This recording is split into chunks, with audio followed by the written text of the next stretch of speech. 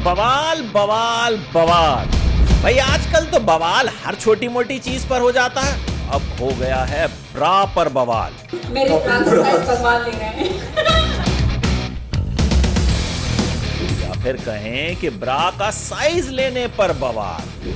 लेकिन ये बवाल ऐसे ही नहीं हुआ, इस बवाल में धार्मिक भावनाएं आहत की गईं और इसीलिए ये बवाल बड़ा वाला बवाल हो गया।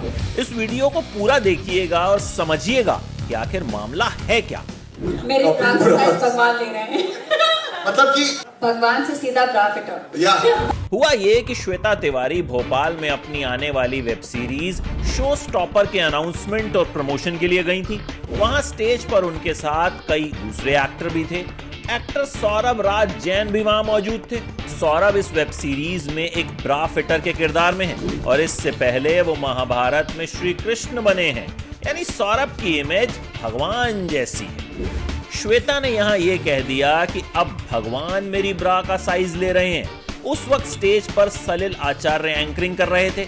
सलिल से ही जानिए हुआ क्या था। जो विवादों में श्वेता तिवारी की जो क्लिपिंग चल रही है, मेरे ख्याल से वो थोड़ा मिसकम्युनिकेशन हुआ है, क्योंकि स्टेज पर मैं ही था और जो सवाल हमने किया था उनसे, I think reference to context बहुत ज़रूरी है।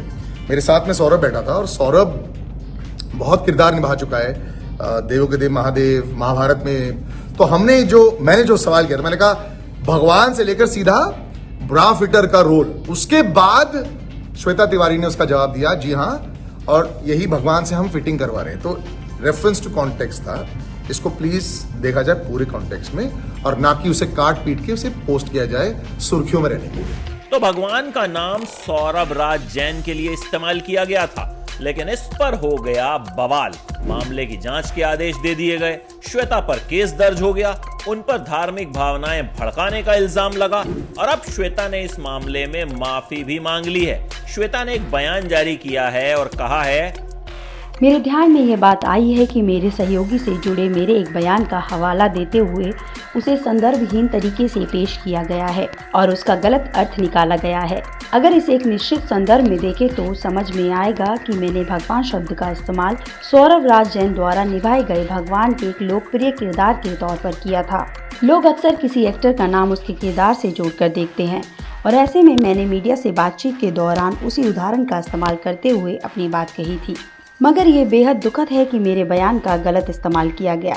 मैं खुद ही भगवान में गहरी आस्था रखती हूँ और एक भक्त होने के नाते ऐसा संभव ही नहीं कि मैं किसी भी तरह से जानबूझ या फिर अनजाने में भी ऐसी कोई हरकत करूँगी जिससे किसी की भी भावनाएं आहत हों।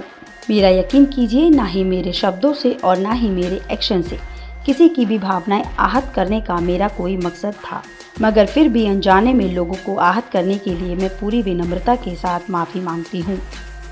श्वेता का कहना है कि उन्होंने ये बयान अनजाने में दिया और अब वो माफी भी मांग चुकी हैं। तो उम्मीद करते हैं कि ये बवाल जल्द शांत हो जाएगा।